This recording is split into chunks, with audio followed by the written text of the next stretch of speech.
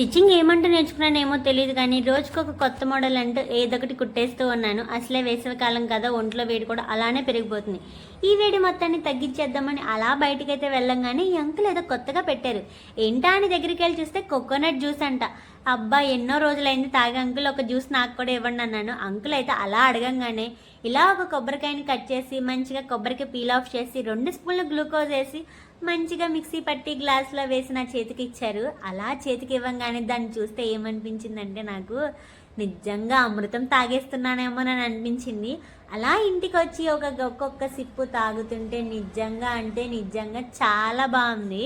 నేనేమి అంకుల్ కోసం ప్రమోషన్ చేయట్లేదు కానీ బట్ నిజంగా అయితే టేస్ట్ అయితే చాలా బాగుంది. అడ్రస్ చెప్పామా ముందు అనుకుంటున్నారు కదా, అడ్రస్ అయితే నోట్ చేసి పెట్టుకోండి.